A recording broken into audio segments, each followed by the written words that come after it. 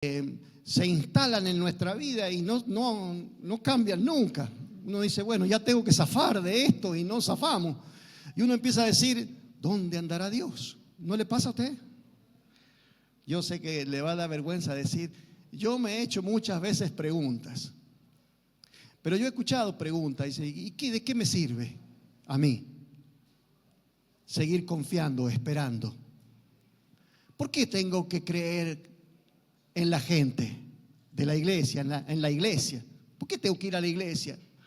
Y empiezan a haber preguntas que tienen que ver con circunstancias que se han instalado en nuestra vida. A veces cosas que nos invaden repentinamente, otras veces sueños que se postergan, ¿sí? Y uno dice, bueno, ¿será que Dios se durmió? ¿Alguna vez se preguntó, ¿será real Dios? Bueno, yo le voy a mostrar en la palabra que son cosas naturales. Dios permite que a nuestra vida asalten circunstancias repentinas para las que no estamos preparados y que a lo mejor nosotros ni sospechábamos que en las manos de Dios íbamos a terminar viviendo cosas duras, difíciles, dolorosas, ¿sí? Uno dice, si Dios es bueno, si Dios me ha prometido, si Dios me guarda, nunca me va a pasar algo como lo que le suele pasar a los incrédulos. Resulta que nos pasan las mismas cosas. De los presentes hay alguno que alguna vez se enfermó y se enfermó seriamente. Pablo dice, ¿por qué yo no me voy a enfermar? ¿Por qué yo no me voy a enfermar? Nosotros estamos hechos de lo mismo que todo el mundo. Y Dios ha querido que nosotros permanezcamos en este cuerpo débil, que está sujeto a muchos riesgos, por un propósito, ¿sí? Y que las circunstancias muchas veces sean mucho mayor a nuestras posibilidades, es parte del plan de Dios. Pues Dios quiere que nosotros aprendamos el arte de sostener su mano con toda confianza y humillarnos y depender de Él. Si no tuviéramos por ahí tormentas en la vida o contradicciones, si todo fuera en sus ruedas, cuesta abajo, por ahí nosotros nos enaltecemos, ¿sí? Esto ocurrió con Job. Job era un hombre que tenía una vida maravillosa, pero había que probarlo, igual que Dios prueba a cada uno de los que le siguen. En medio de las pruebas muchas veces perdemos la confianza y empezamos a hacer preguntas. Y yo quiero hoy estudiar un poquito, según el Señor, cómo se sale de las crisis. Palabra crisis, ¿le suena? ¿Qué es una crisis? ¿Tuvieron alguna vez en una verdadera crisis? Crisis laboral, crisis matrimonial, dígame otra. Crisis de fe, económica. Bueno, yo quiero hablarles sobre las crisis de fe. ¿Qué es una crisis de fe? Uno tiene en un momento una determinación, una convicción y anda un camino, ya hace un pacto con Dios y dice, yo llego hasta el fin. Pero como les cuento, nos asaltan circunstancias que nos ponen en un punto en el que ese camino por ahí no es el que voy a seguir, capaz que sí, capaz que no, y se me ofrecen otros caminos, ¿sí? Entonces uno comienza como a dudar, si sigo haciendo la voluntad de Dios, me puede seguir yendo mal. Por ahí tenga que tomar una ruta diferente. Un hombre me dijo en una oportunidad, desde que llegué al Señor, me está yendo mal. Yo tenía trabajo y no pasaba hambre.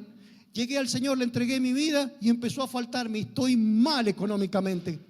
Estoy pensando que era mejor antes, sin Dios. Ese hombre estaba en una crisis, ¿no? ¿Y cuál era la propuesta alternativa? ¿Cuál era el camino que se le ofrecía? Deja de andar por la derecha. ¿De qué te sirve hacer la voluntad de Dios? Comenzá a probar por otro rincón, una de esas por ahí en el casino, te vaya bien. O buscate un trabajo de otra, qué sé yo, que a lo mejor no sea tan legal, algún sustento diferente. Estaba en una crisis a ver si seguía siguiendo al Señor o no. Entonces, eso es una crisis, un punto en el que se ofrecen otros caminos y el que veníamos trazando por ahí ya no está tan firme. Eso se llama crisis. Cuando es crisis de fe es porque comienzan las dudas y uno dice, bueno, hasta acá anduve haciendo lo que Dios quería y hoy estoy como dudando. En el Salmo 73 vamos a encontrar a un hombre en una gran crisis.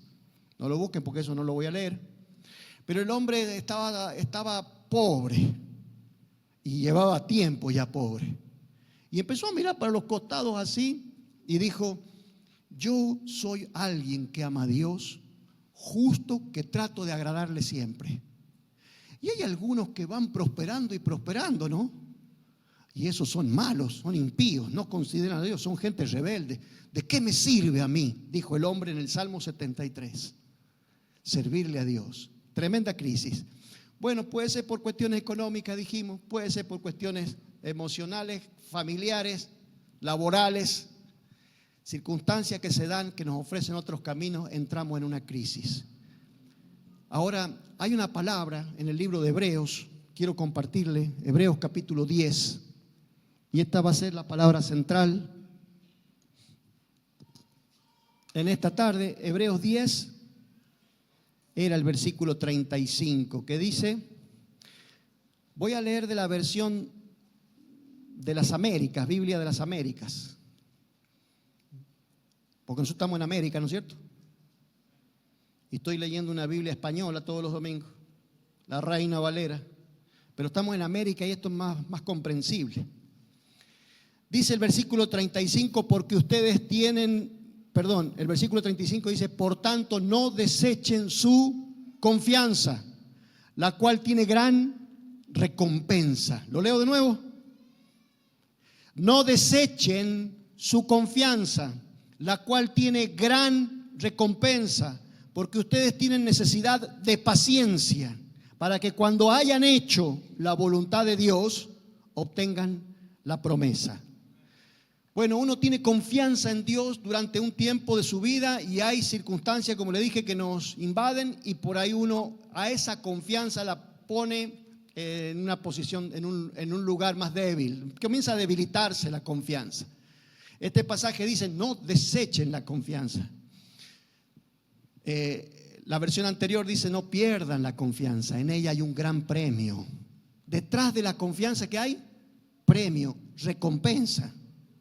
¿Premiará a Dios o recompensará a Dios al que duda? Pues no le cae bien a Dios cuando alguien pierde la confianza.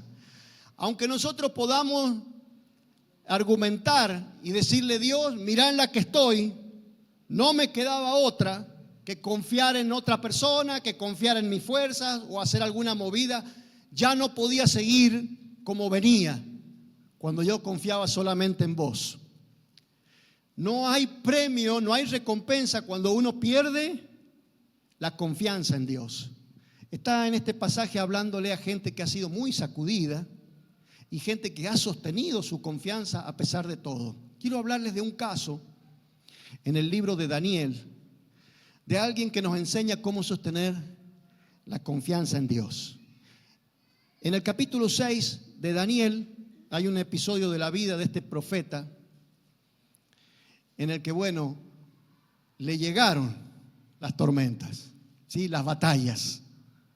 Se le levantó un montón de gente que quería destruirlo. ¿A usted le ha pasado alguna vez? ¿Hay gente envidiosa cerca suyo que le hace de alguna forma la vida difícil o que intenta sacarlo del campeonato, del partido, de lo que sea? En la casa, en el trabajo. Bueno, hay pruebas como las de Daniel para nosotros también.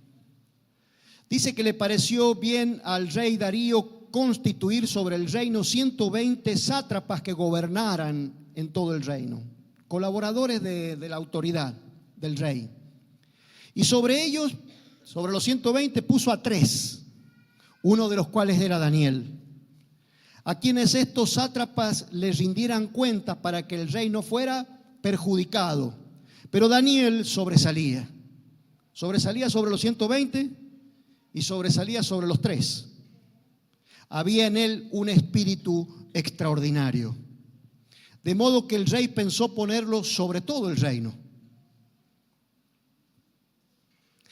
estaba promocionando a Daniel por ser una persona incorruptible, que manifestaba fidelidad por encima de todos aquellos líderes capacitados que el rey tenía. ¿Se dan cuenta? Entonces los funcionarios y sátrapas buscaron un motivo para acusar a Daniel con respecto a los asuntos del reino, pero no pudieron encontrar ningún motivo de acusación ni evidencia alguna de corrupción, por cuanto él era fiel, y ninguna negligencia ni corrupción podía hallarse en él. Este era un hombre piadoso, estaba apegado a la voluntad de Dios. Entonces los hombres dijeron: no encontraremos ningún motivo de acusación contra este Daniel, a menos que encontremos algo contra él en relación a la ley de su Dios. Y entonces idearon un plan. Hay estrategias demoníacas alrededor de nosotros que procuran hacernos perder la confianza. ¿Sabe por qué Satanás quiere que usted pierda la confianza? Porque sin confianza no hay galardón. Sin confianza usted es derrotado. Solo hay victoria al creyente que confía. Hay promesa de victoria y victoria asegurada para un creyente que se sostiene en la confianza. Cuando se pierde la confianza, lo próximo es la derrota. ¿Qué quiere Satanás? Que desconfíe de Dios. ¿Qué quieren tus enemigos? Que entres a desconfiar de Dios. Entonces, esa provocación, esa prueba o esa tentación, ¿qué busca? ¿Qué procura? Fíjense lo que estos buscaban. Rey, vive para siempre. Mira, versículo 7. Todos los funcionarios del reino, prefectos, sátrapas, altos oficiales y gobernadores, hemos acordado que el rey promulgue un edicto y ponga en vigor el mandato de que cualquiera que en el término de 30 días haga petición a cualquier dios u hombre que no fuera usted, oh rey, sea echado en el foso de los leones. Promúlguelos, señor rey. ¿Entienden la propuesta que le hacen los 122 al rey? Tenía 122 enemigos dentro del palacio, en una cultura totalmente ajena a la de su Dios. Las tenía todas en contra, Daniel, ¿no? Y las estrategias del maligno suelen parecerse mucho a las estrategias de estos 122. Vamos a ver cómo lo hacemos tropezar en relación a su fe. ¿Cómo le puede pasar a usted? Y en la escuela, por ejemplo, nos aparecen con una enseñanza que es totalmente opuesta a lo que nosotros conocemos como voluntad de Dios o ley de Dios. Y cuando decimos, mire, eso no corresponde, ¿cómo le vamos a dar esa educación sexual a los niños? Por ahí consideramos que es pornografía lo que le quieren enseñar a los niños. O el amor entre personas del mismo sexo. Y nosotros, de alguna forma, queremos expresar la luz que Dios nos ha dado. ¿Qué dice Satanás? Y dice Satanás, mírenlo a este que está discriminando gente. Así son los evangélicos, discriminan. Y Satanás tiene estrategias como eso en la escuela, en la política, en la familia, en el barrio, en todo lugar. Busca de alguna forma atormentarte, marginándote de todo. ¿Qué ocurre si te marginan? Y uno puede entrar en crisis. ¿Cuál es la crisis? Y por ahí no me conviene hablar de lo que yo creo. Si yo llego a decir que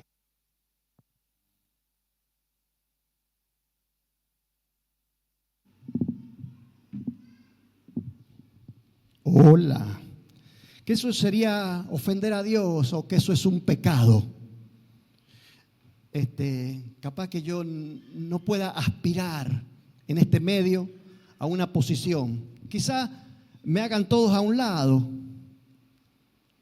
me van a empezar a rechazar, me van a tildar fanático.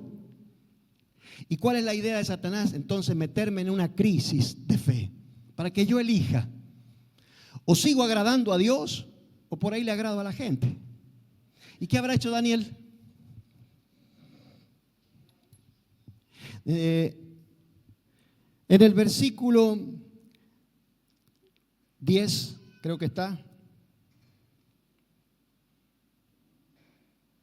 Bueno, leo desde el 10, dice: cuando Daniel supo que había sido firmado el documento, entró en su casa. En su aposento superior tenía ventanas abiertas en dirección a Jerusalén. Y como solía hacerlo, continuó arrodillándose 3 veces al día, orando y dando gracias delante de su Dios. ¿Usted sabe por qué no podía cerrar las ventanas, Daniel? Porque podría haberse escondido, ¿no? O sea, si la crisis avanza en el alma, esa crisis de fe de la que le estoy hablando, podría en algún momento esconderse. Y decir, bueno, yo voy a seguir orando, pero ¿por qué voy a entrar a desafiar al rey o a estos otros sinvergüenzas que estaban buscando destruirme? No voy a hacer ningún desafío, no voy a ser tonto, me voy a arrodillar en el cuarto con la puerta cerrada y que nadie se entere. ¿Acaso era un provocador Daniel que lo hacía con las ventanas abiertas en dirección a Jerusalén? No, querido, ¿sabe qué pasa? Que en ellos estaba bien claro la adoración de todos los que estaban dispersos, de todos los que estaban en el cautiverio y no podían llegar al templo. Tenía que ser de esta manera. Para llegar a Dios tenían que estar en el templo, pero eran cautivos en Babilonia.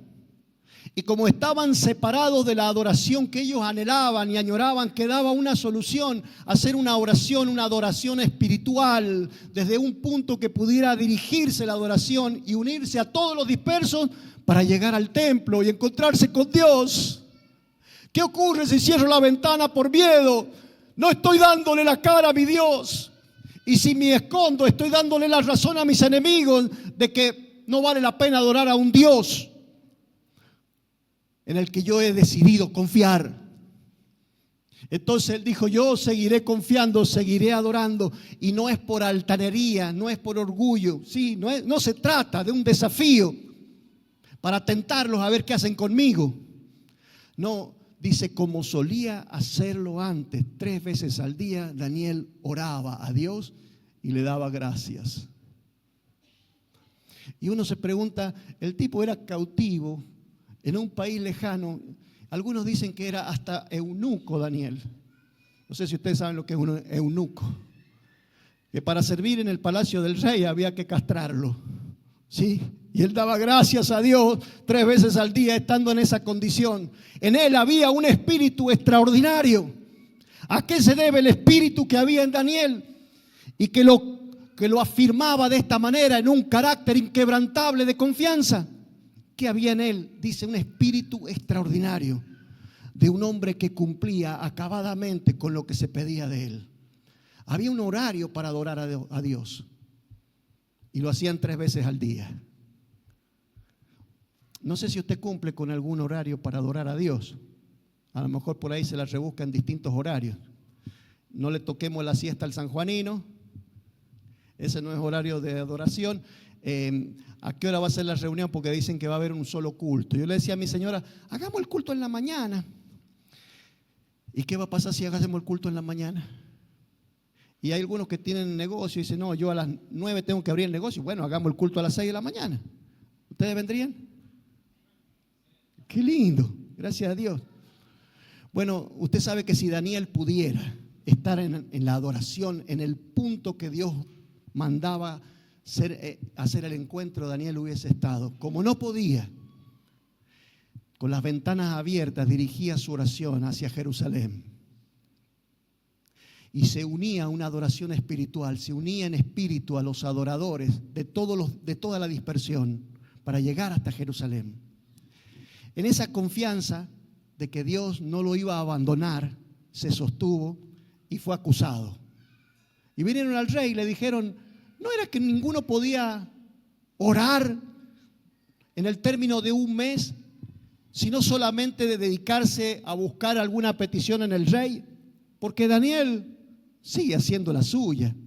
Este que ha venido de afuera está imponiendo los términos sobre vos, rey. ¿Y cómo es que dice acá? Se presentaron al rey, le preguntaron, rey, ¿no era que había una orden? Y el rey dijo, sí, hay una orden y hay un mandato. Entonces le dijeron, versículo 13, Daniel, uno de los deportados de Judá, no le hace caso a usted, rey. ni del mandato que usted firmó, sino que 3 veces al día hace su oración. Al oír estas palabras, el rey se afligió mucho y se propuso librar a Daniel, pero no pudo porque ya estaba firmado el edicto. ¿Qué pasó con Daniel? Y fue a los leones. Yo le estoy dando el ejemplo de alguien que no entró en crisis. ¿Sí? Él continuó y se sostuvo con su confianza. No hubo camino alternativo para él. Seguramente le propuso Satanás: cerrá la ventana, no te expongas, cuida tu pellejo. ¿Sabes lo que es caer en un pozo de leones? Y entre todas esas propuestas y esos caminos que Satanás le quería trazar, su mirada estaba puesta en la adoración a Dios y su confianza estaba puesta en Él, por lo cual en ningún momento aceptó la crisis. Se sostuvo en su confianza adorando a Dios y le fue mal. Entonces estos fueron, lo buscaron por orden del rey y lo tiraron al pozo de los leones. Y eran leones que hacía rato que no comían. Ya les muestro que se nota que no comían esos leones. Pero vamos al final, dice. En el versículo 19, el rey se levantó al amanecer, al rayar el alba, y fue con toda prisa al foso de los leones, y acercándose al foso gritó: ¡Daniel!, con voz de angustia. Y el rey habló a Daniel y le dijo: Daniel, siervo del Dios viviente, tu Dios, a quien sirves con perseverancia, ¿te ha podido librar de los leones? Entonces Daniel respondió al rey: oh rey, vive para siempre. Mi Dios envió a su ángel, el cual cerró la boca de los leones. No me han hecho daño alguno, porque fui hallado inocente delante de él. Y tampoco hay ningún pecado contra usted. No he cometido crimen alguno. Entonces el rey se alegró. Y después que el rey se alegró, dijo: ¿quiénes fueron los que te acusaban? ¿Quiénes fueron los que tramaron esto? Tráiganmelos. Y con esos 120 alimentó a los leones, que dice que antes de llegar al final del pozo ya tenían todos los huesos rotos por los leones. Después de eso, el rey honró a Daniel. ¿Qué había detrás de la confianza? Recompensa. ¿Sabe? Hay una recompensa de Dios para el que confía. Dios lo libró de la boca de los leones. Dios lo libró de esos 20 sinvergüenza. Dios puso en alto el nombre de Daniel, pero además le dio a él en su persona un carácter superior, un espíritu diferente que era muy reconocido. Quiero mostrarles una crisis parecida en alguien que sí entró en lucha, sí entró en crisis, pero salió. Daniel no entró en crisis. Le preguntaba esta mañana a los hermanos: ¿saben cuánta gente de la palabra de Dios, héroes de la fe, entraron en una crisis de confianza? Y los hermanos me entraron a nombrar, ¿no? Uno fue Elías, dice un hermano. ¿Está bien? Cuando se fue a la cueva y dijo: me quiero morir.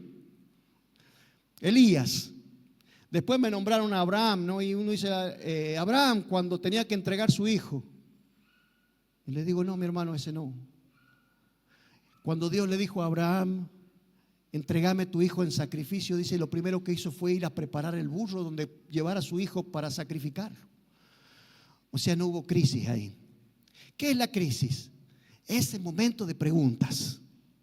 Y quiero mostrarles la vida de Jeremías. Este entró en la crisis, pero salió de ella. Porque si usted en algún momento tiene estos sacudones que le hacen dudar, piense: ¿cómo salió Jeremías? No voy a entrar en crisis, voy a ser como Daniel. Muy bien. Pero todos nosotros en algún momento tenemos momentos de debilidad, tiempos de debilidad y de crisis de fe. Mire, a Jeremías le pasó. Todo el mundo estaba en su contra, no tenía nadie a favor. Le hicieron la vida imposible siempre. Y en el capítulo 15 entra en crisis y en medio de la crisis se pone a orar. Y dice, capítulo 15, versículo 15, Jeremías: tú que lo sabes, Señor, acuérdate de mí. Versículo 16 voy a leer mejor. Cuando se presentaban tus palabras, yo las comía. Tus palabras eran mi gozo. Tus palabras me alegraban el corazón. Sobre mí se llamaba tu nombre. Estaba tan identificado con Dios. Se alimentaba de Dios. Era un hombre de fe. Así que las crisis también son para la gente de fe, que viene caminando por las nubes en el cielo, de la mano del Espíritu sobrevolando la tierra. También estas personas que estamos, que como usted, en el primer amor, llenos de pasión, podemos entrar en crisis. Mire, este es un hombre de fe. Señor, Dios de los ejércitos, yo no me senté en la asamblea de los que se divierten, ni me regocijé a causa de tu mano, solitario me senté, porque de indignación me llenaste. Por causa del pecado del pueblo estaba así.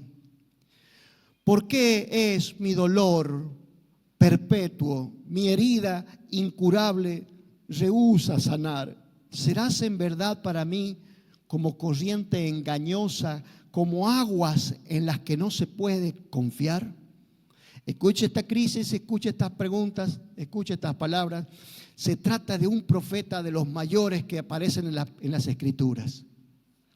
Un hombre de Dios de renombre en toda la historia, sí, del pueblo de Dios. Está diciendo, ¿será que Dios existe? Así que puede una persona entrar en crisis a pesar de haber estado con toda la alegría, con todo el gozo, con esa pasión del primer amor, ardiendo en su alma. Dice, yo comía de Dios, yo me alimentaba de vos, Señor. No me juntaba con los pecadores, yo me apartaba de ellos, estaba indignado con la gente infiel que te da la espalda. Pero ¿qué pasó conmigo? Que yo tuve un dolor que nunca se detuvo. Un dolor eterno me acompaña. ¿Qué pasa con mí que tengo una herida que no sana? Pregúntele al que tiene más cerca, ¿tenés alguna herida que no sana? ¿Estás cuestionando a Dios por alguna herida que no sana? ¿Por un dolor que permanece en tu vida cuestionás a Dios? Él está cuestionando si Dios existe por causa de un dolor que lo embarga y por causa de una herida que no cierra. Está viviendo ya una etapa tan larga de tormento que empieza a decir, ¿será que hay Dios? ¿Será Dios como un arroyo de esos que hoy están y mañana no están? Y cuando uno va a buscar de Él, ¿está seco? ¿Puede Dios? Podemos considerar que Dios es como agua inestable. Cuando en su palabra se describe a Dios como un río de agua viva, constante, eterno, alfa, omega, que no cambia, principio y fin, el Dios inmutable. Ese es Dios, pero no lo está viendo así en este momento. Está pensando, ¿no será que a veces estás y a veces no estás? Hoy está Dios, he cobrado. Me han dado buenas noticias. Me fue bien en todo. Y cuando comienzan las malas, ¿será que Dios está y a veces se duerme? ¿No serás para mí como aguas ilusorias, como una ilusión? Mire las preguntas de esta crisis. ¿A qué responde el Señor? Y le dice, conviértete. Le dijo el Señor, si vuelves, yo te restauraré. Si vuelves a confiar, yo te voy a restaurar. ¿Estás herido? Confía en Dios. ¿Algo te duele? Confía en Dios. Convertite porque hay premio, porque hay galardón. No sigas en el camino de la duda porque allí no hay galardón. No sigas preguntándole a Dios ¿por qué? ¿Por qué? ¿Por qué? Eso no se le pregunta a Dios. A Dios no se le pregunta por qué, querido. Cuando algo de esto te pase y comiences a ver que tu alma se llena de preguntas, decir yo voy a confiar y no voy a preguntar nada, avanzaré. Porque este se estaba yendo en una dirección equivocada. Su alma por la duda lo estaba llevando al error y el Señor le dice, conviértete, volvé, porque entonces te restauraré. En mi presencia estarás. ¿Será un buen premio ese? ¿Es un buen premio para el que confía la presencia de Dios? ¿O espera algo más? ¿Qué más puede ser? ¿Qué mayor premio podemos esperar que la compañía, la amistad, la cobertura de Dios, su presencia en nuestra vida? Estarás en mi presencia. Y si apartas lo precioso de lo vil, serás mi portavoz. Que se vuelvan ellos a ti, pero tú no te vuelvas a ellos. Te estás haciendo igual que todos. Así se queja la gente. La gente pregunta: ¿por qué a mí? La gente le dice: tengo lástima de mí. Mirá cómo me veo. Estoy en esta gran debilidad y estoy solo como un gusano. ¿Puede alguien que confía en Dios hablar así? Deja de hablar así, como hablan todos. Que todos se conviertan a ti, no te conviertas tú a ellos. Y te pondré para este pueblo, escuche el premio que Dios le da si confía. Te pondré como muralla de bronce invencible. Lucharán contra ti, pero no te vencerán, porque yo estoy contigo para salvarte. Oiga, el que confía en Dios tendrá a Dios de su parte para defenderlo. No sé en quién confías que te puede defender mejor. ¿Quién te puede defender mejor? Yo tengo amigos policías, tengo amigos abogados, tengo amigos en la justicia, tengo amigos en el poder, tengo algún amigo que por ahí. Oiga, dice: yo voy a estar contigo para salvarte, pero además voy a hacerte fuerte a vos, como una muralla de bronce. Y te libraré de la mano de los malos y te redimiré de la garra de los violentos. Es promesa de Dios. ¿Se puede confiar en Dios cuando Dios promete algo? A veces Dios se esmera mucho para que confiemos en Él. Se esmera en su palabra. Se esmera con nosotros personalmente para que confiemos en Él. Nos hace ver a lo largo de la vida, en nuestra experiencia, que Él siempre ha estado.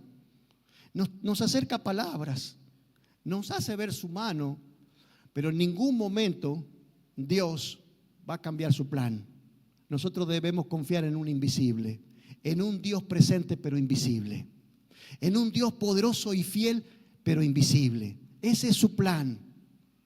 Si yo entonces sostengo mi confianza, lo que puedo ver son gigantes, son enemigos, son leones, y no puedo ver a Dios, pero decido confiar en Él porque está como ha prometido, termino siendo librado de los malos. Él viene y me compra para Él, dice: te redimiré de la mano de los malos. Si los malos te tienen, si te pudieron comprar, es porque hiciste alguna macana. Este estaba dudando. Entonces como que se habían apoderado del corazón de Jeremías. Pero mire la promesa del Señor: si volvés conmigo, yo te compro de nuevo, te traigo para mí y te hago mi portavoz. Vas a ser mi boca. Pero le da dos promesas si sostiene su confianza. Una, hacerle un carácter firme y estable. ¿Usted quiere cambiar su carácter o no? ¿No le parece que por ahí estar triste y alegre, por ahí confiar y por ahí dudar, no es lo mejor para nuestra persona, para nuestra personalidad como hijos de Dios? El que duda, dice, es como la onda del mar. Ahora está, mañana no está. ¿Y qué pasa con el confía? Se convierte en una muralla de bronce a la que no se la puede vencer. Eso era Daniel. ¿Y qué había en Daniel? Buscaba a Dios 3 veces al día. En Él estaba puesta su confianza.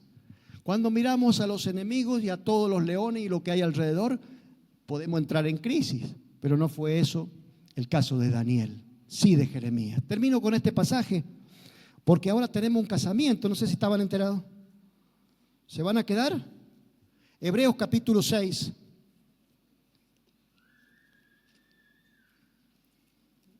En Hebreos capítulo 6 está hablando del Dios en el que se puede confiar.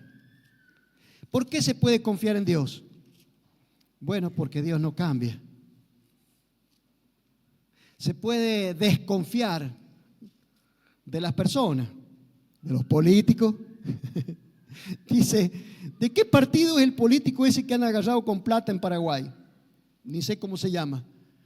y dicen lo de la derecha es de la izquierda, y dicen lo de la izquierda es de la derecha. Es que la verdad que era de los dos. Estaba aquí, estaba allá. Es que suele pasar que las personas son cambiantes, ¿no? Pero mire que lo que dice la palabra de Dios acerca de nuestro Señor. Hebreos capítulo 6, le voy a leer desde el versículo 17 y acá terminamos. ¿Qué dice? Dios deseando mostrar, escuche esto, ¿no lo enternece? Dios desea, se empeña en hacerte saber su fidelidad.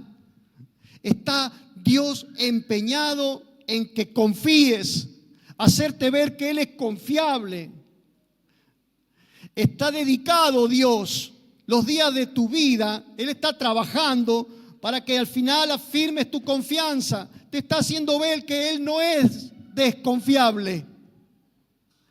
Dios no es como el hombre que miente y te lo hace ver. Dice, está siempre tratando de mostrarte su confiabilidad, deseando mostrar más plenamente a los herederos de la promesa.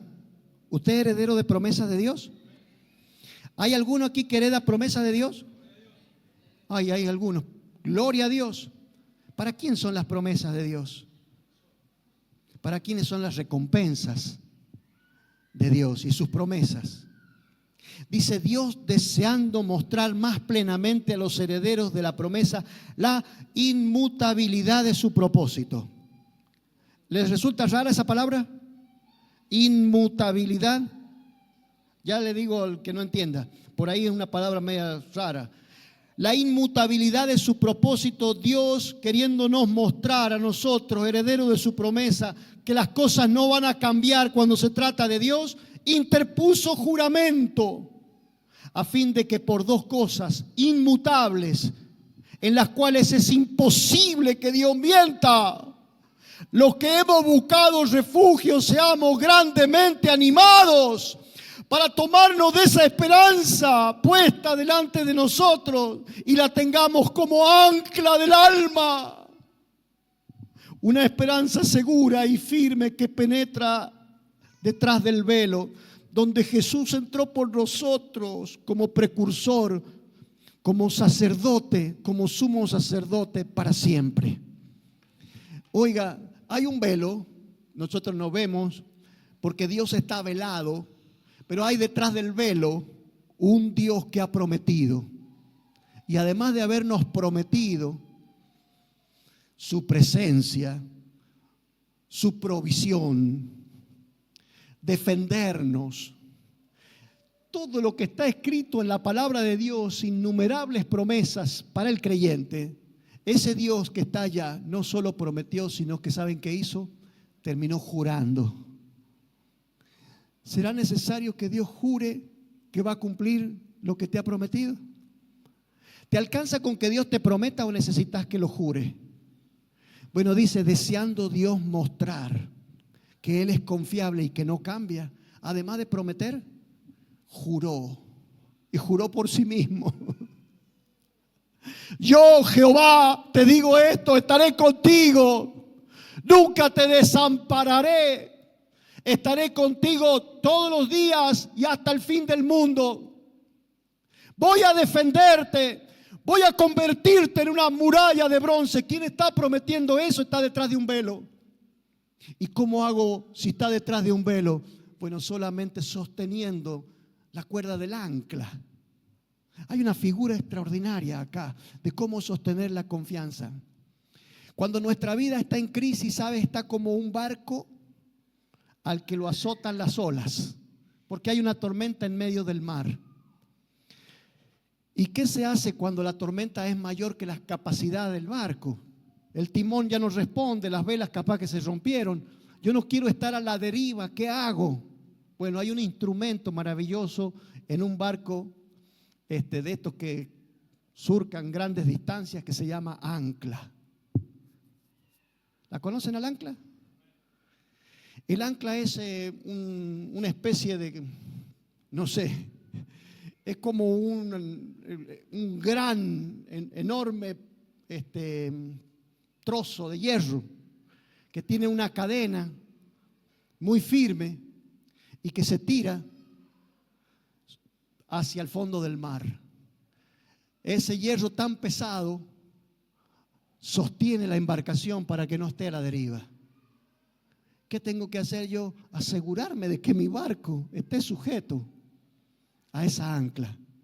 Porque mi alma suele andar a la deriva cuando estoy en crisis. Va, viene, hace preguntas, duda.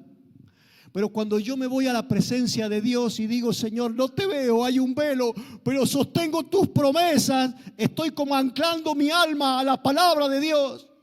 Y Daniel decía así, y Dios sí puede salvarme de los leones. Sepan, mi rey, que Dios me puede salvar, puede librarme mi Dios. ¿Podrá librarte tu Dios de los leones? Pregúntale al que tiene al lado, ¿te podrá librar Dios de tus enemigos? Ancla tu alma porque tu Dios es fiel. Último texto, se lo leo ahora y ya vamos a lo que sigue. En Primera de Tesalonicenses, capítulo 5. Escuche este texto. Primera de Tesalonicenses 5, versículo 24. Un versículo cortito. Grábelo en su memoria.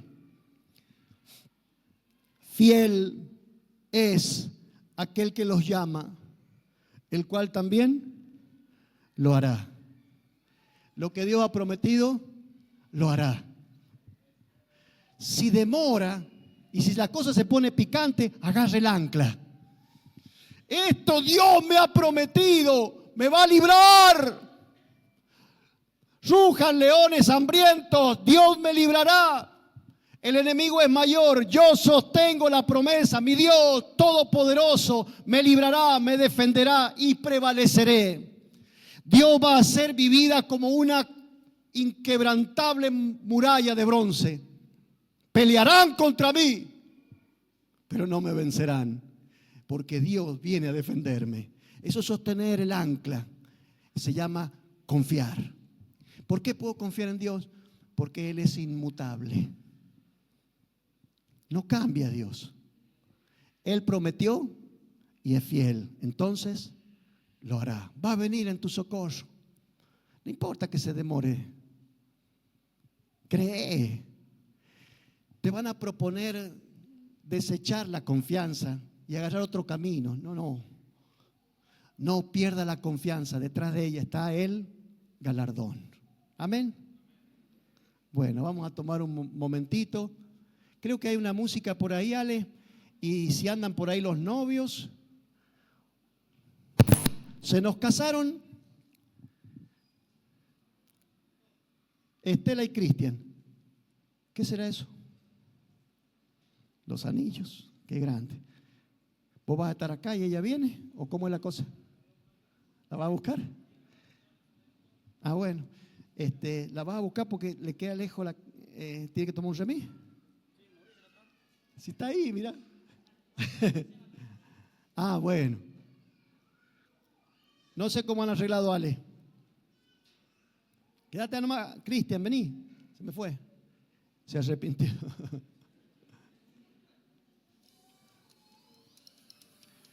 Le estaba diciendo a Cristian, después del encuentro hubieron muchas promesas, ¿se acuerdan? El encuentro de varones se dio para prometer. ¿Te querés casar conmigo? Este año nos casamos. Y hubieron, no sé, más de 10 promesas. Bueno, algunos están cumpliendo. Gloria a Dios.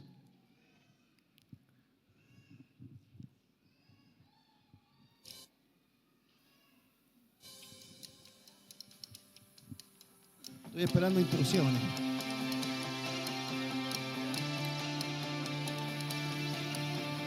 Bueno, ahí viene. Si ustedes se ponen de pie lo van a ver mejor. Y los van bendiciendo mientras pasan, ¿ah? Cristian y Estela. Y los cielos declararán, eres rey sobre todo. De tu trono un río vendrá, tu amor nos inundará. Dios eterno y grandioso. Se van a sentar un ratito ahí. Siéntense un ratito ahí, ya vamos a hacerlo subir a ustedes también. Ellas quieren estar. Bueno, nosotros tenemos ahora que bendecir a Cristian y a Estela. Les decía que muchos hermanos prometieron casamiento y se vamos a ordenarnos delante del Señor y son pocos los que están cumpliendo. Pero me decía Cristian, lo que se promete hay que cumplirlo. ¿Sabe? Cuando uno confía en Dios, una de las cosas importantes que ocurren en nuestra vida, Dios nos hace a nosotros gente confiable. Y Él está siendo confiable porque lo que ha prometido lo está cumpliendo. Estela también. Sí, y están felices. Bueno, para el matrimonio hay promesas de Dios. Mire, Dios ha prometido sostenerlos, habitar en la misma casa, en la misma habitación, llegar a sus vidas con su paz, transformar su corazón y hacerlos a ustedes instrumentos de Dios. Serán los dos como un solo, como una sola persona y un instrumento en las manos de Dios. Ya no cada uno por su lado, sino los dos como uno solo. Y entonces para el que le sirve a Dios, ustedes son siervos de Dios, hay promesas de Dios. ¿Sabe qué hemos leído recién? Dice, Dios hará lo que ha prometido para ustedes. Él es su pastor y nada le va a faltar. Dios los va a defender, aunque anden, dicen, valles de sombra y de muerte. Nunca teman, ni dejen que ingrese a sus vidas una crisis o un espíritu diferente del que hoy lo sustenta. No haya lugar para la duda, va a estar siempre el Señor. Si hoy no hay, Dios ha prometido que habrá. Confíen y no permitan que a la cabeza llegue esa locura de ¿qué va a ser de mí mañana? Mañana va a estar el Señor. ¿Cuándo va a estar? Todos los días. ¿Sí? Vamos a orar por ustedes. Ustedes prepararon una canción, ¿no es cierto? Bueno, acá los chicos van a cantar. Ustedes tomen asiento un minuto porque vamos a tomar también, ellos se van a decir algo, ¿no es cierto? ¿Se han preparado para hablar algo? Sí, claro que sí. Vamos a adorar al Señor.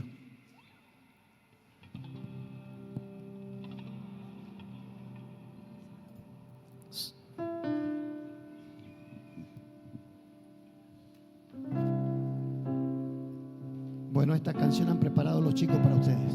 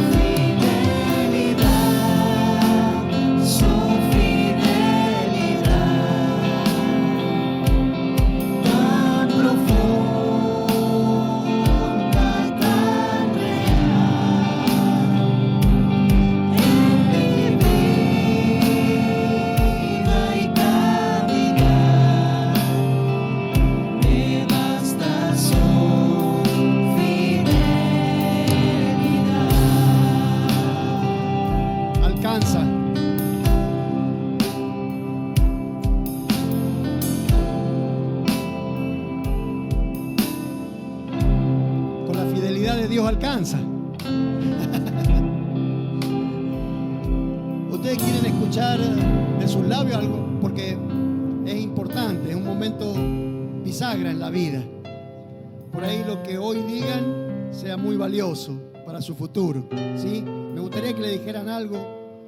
Estela, Cristian, Estela. No les había dicho yo, pero bueno, mejor, más espontáneo. ¿Quién empieza?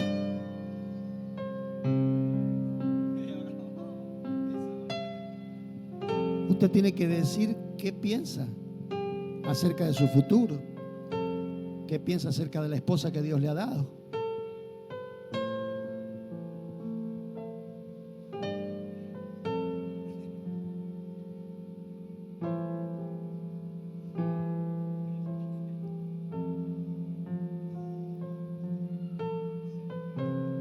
Hola mis hermanos, buenas tardes.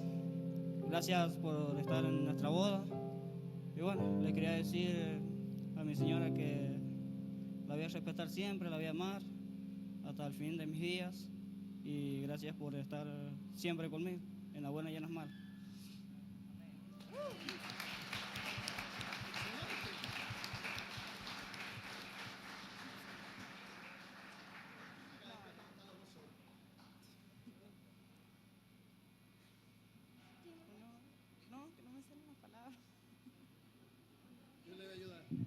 Está hablando muy bien, nada más que el micrófono está lejos.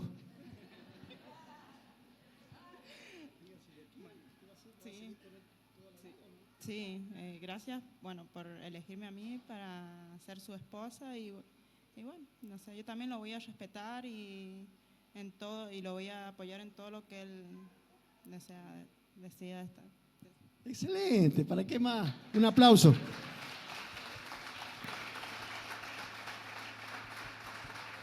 ¿Ustedes quieren que esté la nena acá arriba en la oración?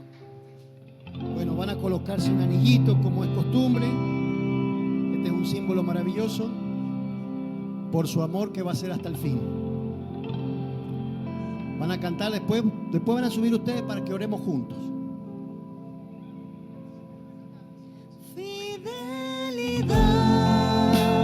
Su fidelidad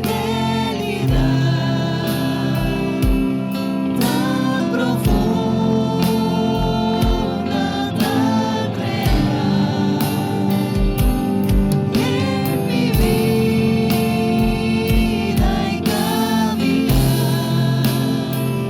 me basta su fidelidad. Amén, amén. Padre, nos alcanza con tu palabra. Gracias, Señor, por tus promesas. Arde nuestro corazón de pasión por haber oído tu voz. Tú eres el Dios de los siglos y de los siglos, el de ayer, el de hoy y por la eternidad. Principio y fin, nuestro Dios que no cambia y nos ama. Así como nos amaste en la cruz del Calvario y así como nos amaste en el vientre de nuestra madre, así, Señor, has prometido amarnos a pesar de todo lo que somos y nos amas hasta el fin. ¡Oh, tu fidelidad! Gracias, Señor, por este matrimonio.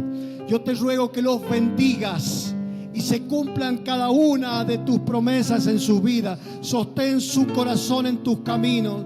Dale firmeza, Padre.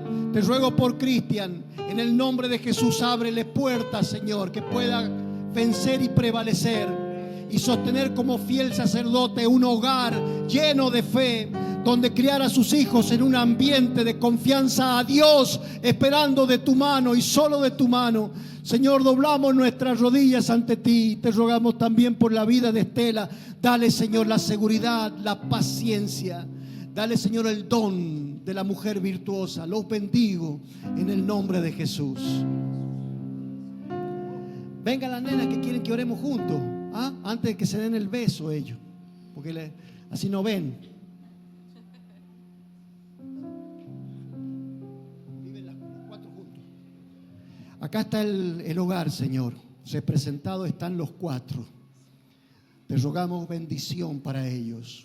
Bendición, Padre, salud, protección de ángeles sobre su vida. Trae el sustento, que es la preocupación de Cristian, el sustento de cada día, porque tú lo has prometido, Señor. Tú eres el pastor y nada les faltará. Tú eres su pastor. Ellos han elegido un pastor en quien confiar. Tú eres su pastor, Señor, que nada falte. Bendigo a esas niñas, Señor, guarda sus pasos. Enséñales a andar tu camino desde jovencita en el nombre de Jesús. Amén. Bueno, y puede besar a la novia, ¿cierto? Gloria a Dios. Oh, tu fidelidad. Amén. Los vamos a saludar allá atrás. No hay arroz, ¿no es cierto? No vayan a tirar arroz acá adentro.